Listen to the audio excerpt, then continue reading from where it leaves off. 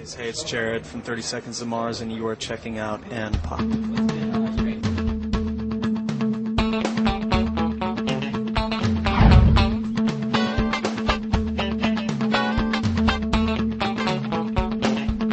We're in Toronto with Jared Leto of 30 Seconds to Mars. How you doing? I'm pretty good. How are you? Nice to see you again. Good to see you again. And first of all, I got to congratulate you. When we interviewed you the first time, it was right before the album was released.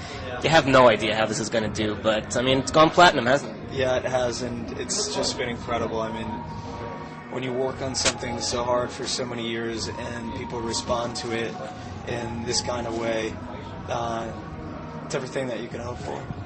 Did you anticipate that? No, not at all. I mean, this has far exceeded any expectation that I ever had for this record. We're so grateful and so blessed. Yeah. It's just incredible. It really is. Yeah. And of course, when we did the interview last time, Matt was part of it. Matt's not part of it this time. Has it been hard to adjust without him in the band? It's been great. It was obviously we're all very close friends and we care about each other a lot. But it was time for him. We've been on the road a long time. He got married recently, and it was time for him to spend some quality time at home with his family, and we all understood exactly what needed to happen, and so it's been as good as it could possibly be, you know. So never the thought of, hey, I guess he's gone, let's end the band. No, not at all. I mean, Matt has been with us. He was with us for quite a long time, but yeah, almost 5 years. But about half the time that we've been signed as a band, so it kind of that puts a little bit into perspective how long we've been around. But my brother and I have been doing this for a very long time, and things are great, and they're going to be just fine.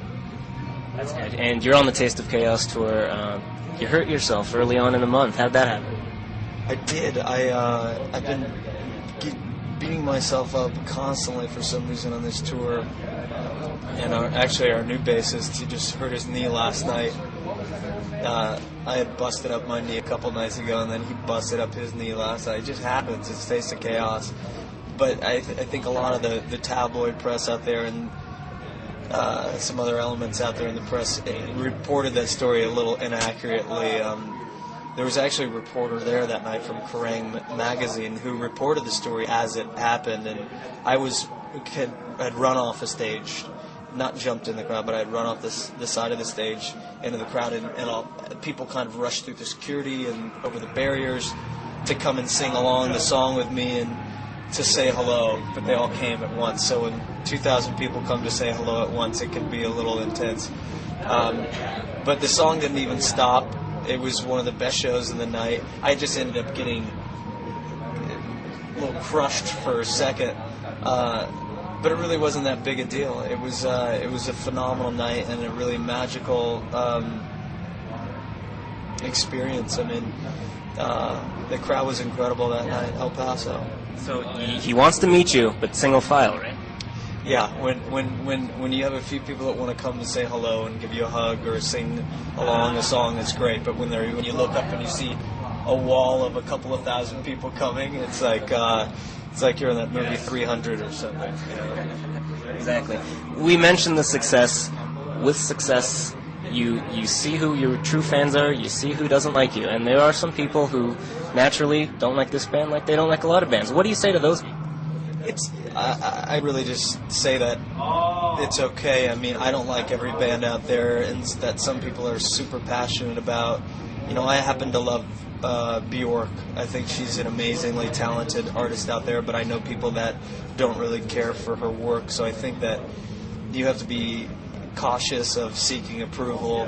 Not everyone is going to love you, no matter who you are. If you're whether you're Jesus Christ or the Buddha, there are going to be people that want to knock down or blow up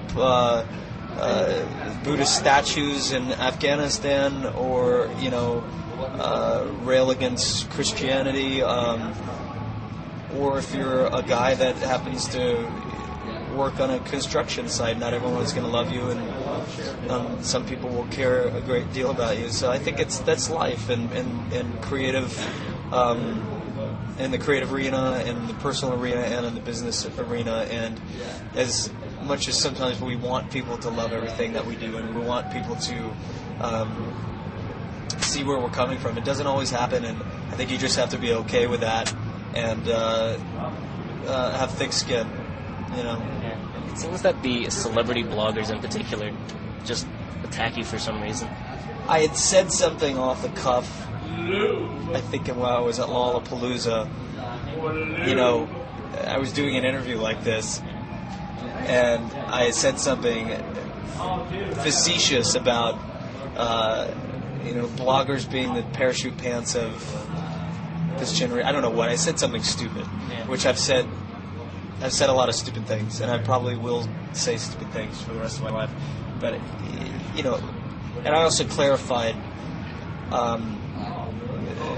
when I had an opportunity, actually on a blog, that if I hurt anybody's feelings by that, my apologies. We've had a message board and a sense of blog since 1999, and it's been an incredible vehicle for people to communicate and to build a sense of community, and so we're big believers in that. And once in a while you say something and it comes off the wrong way. What I was referring to was in general more of the tabloid culture and the sense of negativity that seems to be prevailing in a lot of different areas out there. I don't know why it's like that. I suppose that people have an interest in reading about it, I think. I don't know. I think it's because people can relate to... It's something that brings people together because they all know who you are, and they don't all know who their next-door neighbor is. So it's just something that I think people just like to talk about. Like, hey, did you hear about what Jared Leto did, or what this guy did? Yeah, and that I totally understand, and I'm fine with it. What's challenging to deal with is when there's absolutely no sense of the truth in something. That's when you kind of start to question things and get a little frustrated. But it comes with territory, and by far the rewards outweigh any of the cost. I mean, it is an incredible journey that we've had over the past couple of years, and we're very grateful for it. We've been very blessed. And it's good that you do a lot of interviews so you can clarify everything. Well, I think that it's hard to clarify everything. I mean, people wanted to make the fact that I broke my nose into something negative when it really wasn't. It was everyone was excited, and they wanted to come over, and they were singing the song, and people made up a story that I jumped into the crowd and nobody caught me. And I made a joke before: you could be an 850-pound woman named Bertha from Tijuana and jump into the crowd tonight, and you would be caught. These kids are packed together like sardines. So they, I don't know why. There's a switch they like to flip sometimes to make it negative, and I suppose it's just a part of the experience, and it is nice to be able to clarify things, and but you can't clarify everything. I mean, there was some silly story that I was driving down the street after a show in some Mercedes truck, and I thought some people were following me, so I cut them off the road, and I jumped out of the car, and I said, "What are you following me for?" And of course, after a show, I'm on the bus, and we're driving with everybody else at Taste of Chaos to the next city, and I was never in a car. I had never said that to anybody, and I would never do anything like that, but somebody said it happened, so it must have happened. But I don't know. It's a weird thing. It's a weird thing out there, but the important thing is for us is the music, the shows, and not to get lost or trapped in any of the distractions. There's enough work here to keep us busy for quite a while. Now, I want to ask you a very nerdy music question that either will get an answer that we edited out because it was just a stupid question, or maybe there's something to this. The kill is in 3/4 time, which is a lot different than every other song on the radio. Was that something that you're conscious of, or just something that happens? Or is this question just totally stupid?